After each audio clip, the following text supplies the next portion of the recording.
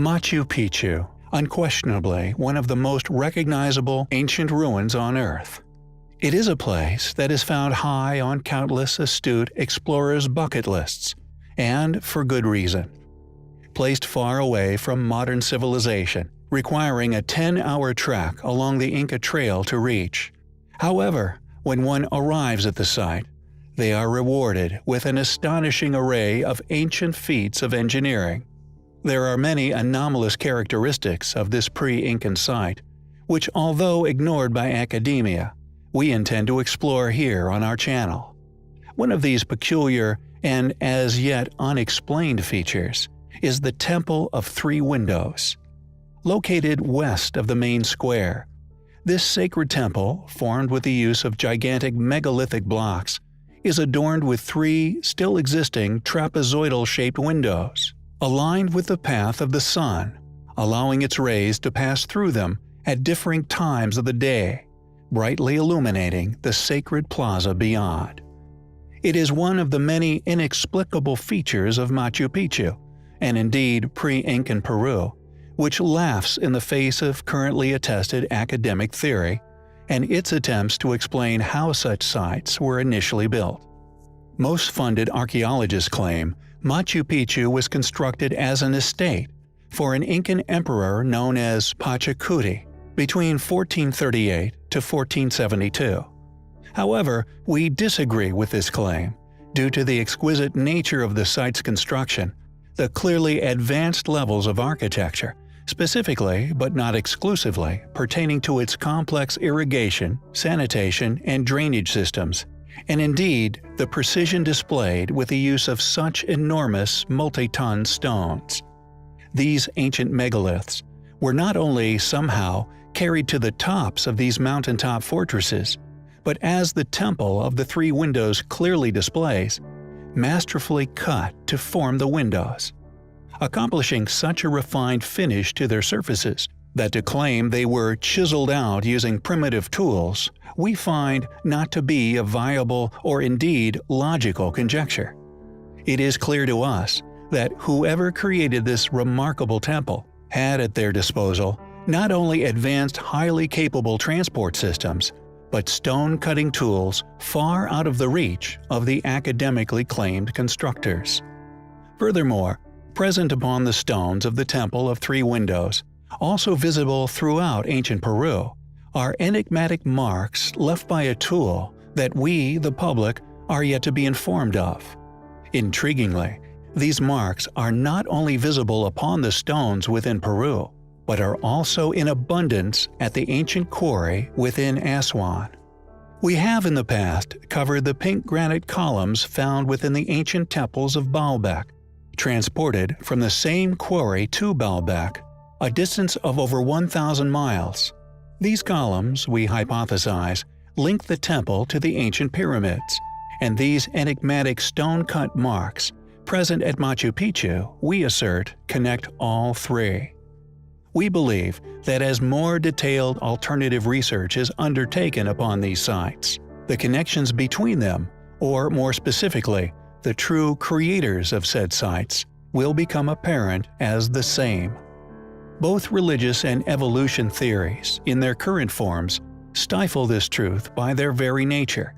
Yet, thankfully, as more and more curious individuals relinquish themselves of the rigid and conformist chains of ideologies in favor of a pursuit of the truths of our Earth, the reality of history will inevitably be unraveled. Who built the Temple of Three Windows? How did they construct such an astonishing site built with such aligned precision with such enormous stones? It is undoubtedly highly compelling. We have in the past covered countless ancient anomalies found amongst the many ruins of ancient Peru. Hillside fortresses, mountaintop sanctuaries, completely self-sustaining, technologically advanced group whose ruins still contain countless as yet unexplained methods of construction and often incorporating inexplicably large megalithic blocks once quarried, carved, transported, and then somehow, seemingly effortlessly placed atop one another. Masters of architecture, irrigation, stonework, and horticulture, This group, although claimed to have been that of our far less capable recent ancestors, the Incas, built self-sustaining, earthquake-proof settlements high among the clouds. Sites often built at altitudes far higher than 2,000 meters above sea level, with these ancient, once indigenous builders also one installing simple yet incredibly effective gaps in the pathways to such sites as Machu Picchu, allowing the inhabitants to draw the bridges to the site, cutting it off from any possible invaders. Once these bridges were removed, sites such as Machu Picchu became virtually impenetrable. We have previously covered many incredible Peruvian ruins. The Intihuatán, for example, is yet another relic we recently covered here on the channel. It is yet another example of this now-lost civilization's past knowledge and extraordinary now-lost capabilities. A solar clock, precisely bored into being directly out of the bedrock of Earth, which precisely indicates the solstices. We discussed how certain characteristics of many ancient sites, most notably the apparent Mayans masonry, Incan, and Neolithic sites, such as the Stonehenge within the UK, all display a past obsession with solar precisions. Furthermore, the constructors of these sites all displayed an uncanny urge in particular, and undoubtedly most prominently at the site of Machu Picchu, to undergo a mammoth undertaking, to create what now appears to have merely been a quirk of engineering, entwined within the architectural planning of Machu Picchu itself. It is often perceived as overkill. So much polygonal masonry is present virtually everywhere it could be laid. Perhaps these efforts of stoning up literally every crevasse at the site, regardless of whether it would be on public display or not, may have merely been due to a purely aesthetic obsession by a once highly capable, now lost civilization, one who must have perceived such, as yet unexplained tasks, as child's play. The incorporation of natural geological features into the sites is yet another curious characteristic of Machu Picchu, which many individuals who visit the location are perplexed by.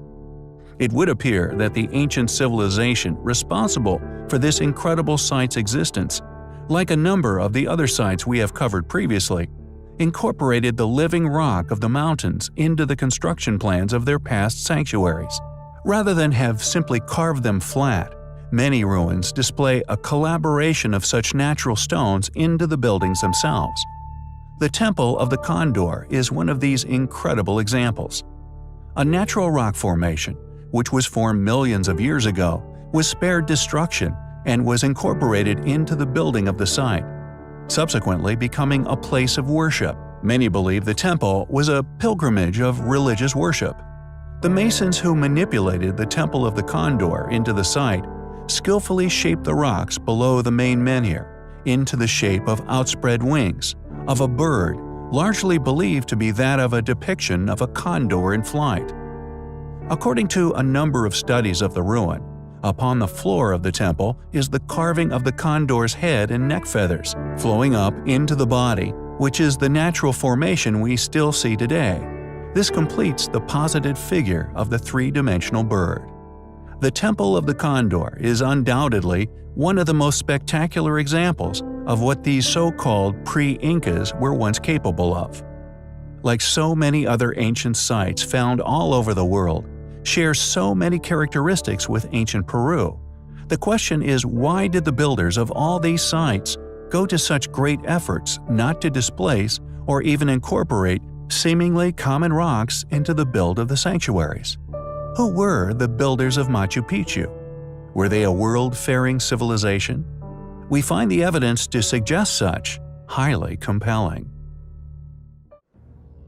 We recently covered the enigmatic ancient civilization that could once be found among the tops of the mountains within northern Peru.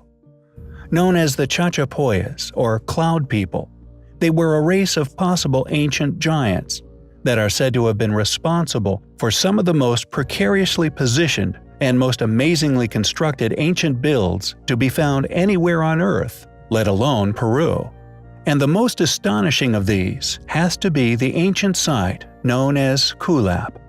Kulap is a little academically shared, thus little known ancient Peruvian site, located within the Peruvian mountains near the towns of Maria and Tingo, in the southern part of the region of Amazonas. According to particularly funded parties, it was built by the Chachapoyas culture a mere 1,400 years ago, on a ridge overlooking the Utcubamba Valley. However, once one has an opportunity to visually explore this untouched, once lost ruin, the unexplainable extent of the groundwork that went into creating the site becomes apparent. What first appears to be long brick-walled fortifications are soon realized to actually be enormous, seemingly unimaginably huge groundworks built by brick, creating multi-meter reinforced walls backfilled and leveled with earth, creating a ruin which is now what can only be seen as man-made geology. Groundworks the size of no other anywhere on Earth, created apparently quite recently within history without any real record of the astonishing event, or more importantly, cataloging of the methods used found anywhere among the sites. The city has 3 entrances, 2 to the east and the other one to the west. The main entrance has a trapezoid shape, having once also having a corbel arch. This entrance was siege-proof due to its cunning shape. It becomes narrower and narrower until it allows the passage of only one person at a time. Astonishing architecture, built with precision into enormous constructions. There are over 550 structures within the fort, nearly all of which having once been circular.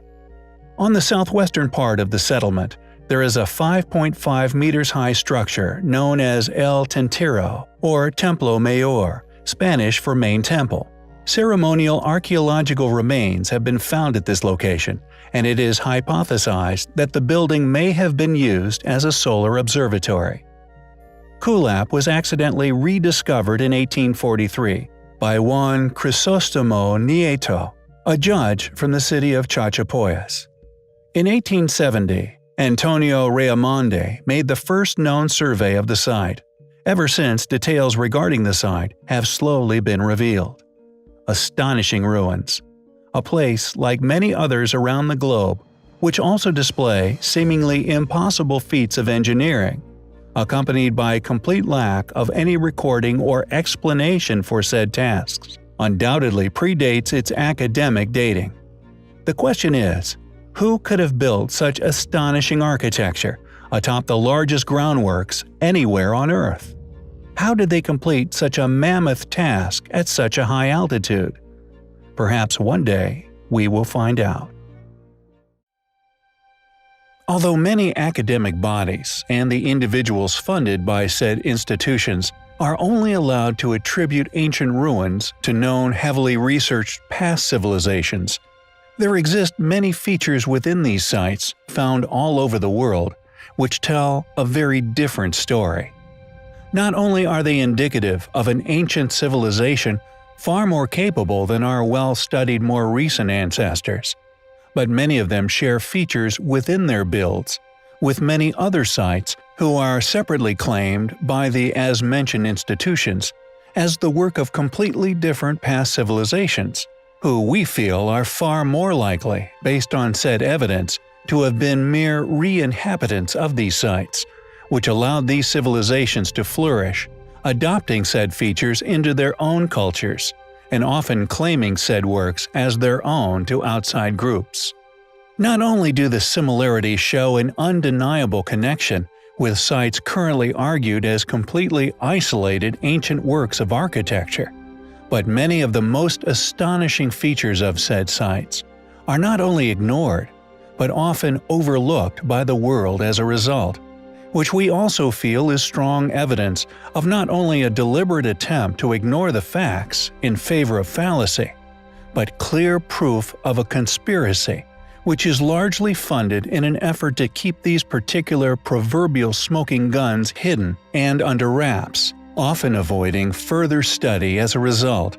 This clearly due to the reality they contain regarding facts about the history of man, which academia is not only responsible for hiding in favor of funding, but are responsible for hiding the true history of man from man himself, in an effort to merely appear all-knowing in the face of things they currently have no explanation for.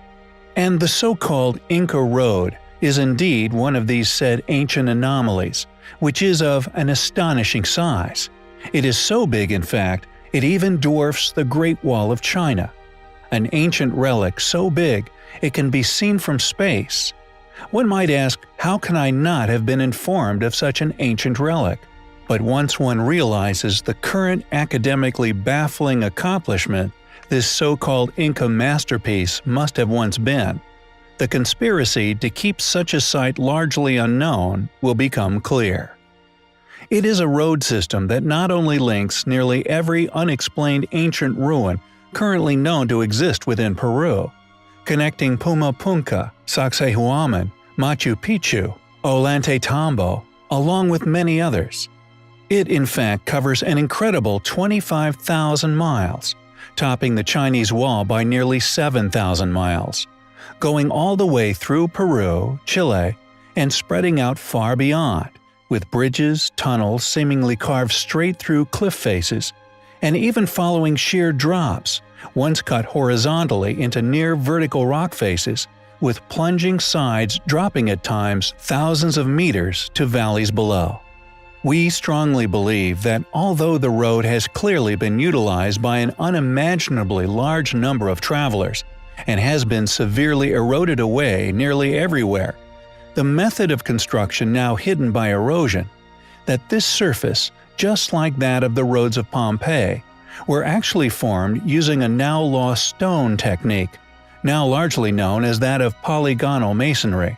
Not only a lost, now unexplained technique of stone building, indicative of a lost civilization and technologies, but the sheer size of the road and the features accomplished along its incredible length still provides countless unexplained features, which cannot be explained as Inca. Yet not only is it and its features academically ignored, but we feel the proposition of it being an Inca relic, just like all the ancient sites we have already covered in which it connects, are far too advanced to be claimed as Incan. How can one claim that such a relic was built by our more recent ancient ancestors, when not only does this site link much of ancient Peru and is largely ignored, but not only the road but all said sites currently hold feats of ancient engineering which cannot be explained? It is clearly a feature that is indicative of a far more advanced, far more ancient civilization, which once constructed this road and the sites found along it, merely re-inhabited by our now well-studied, far more recent ancient ancestors. It is a place we find highly compelling.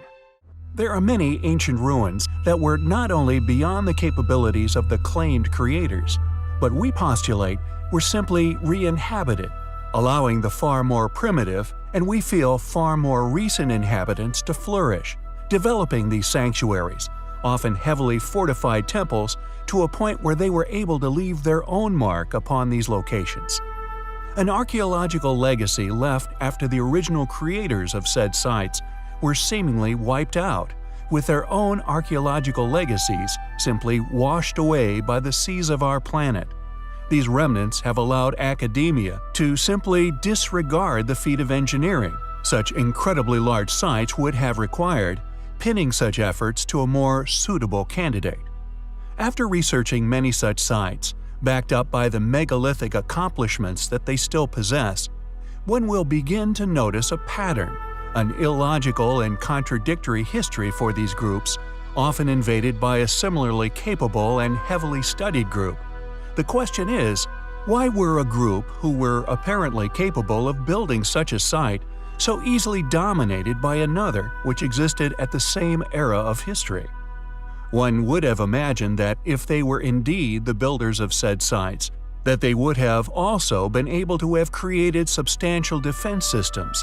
Yet these are invariably absent from nearly all of these sites, with just the weather-resistant megaliths, and indeed the condition of the sites most probably very similar to how they are found today.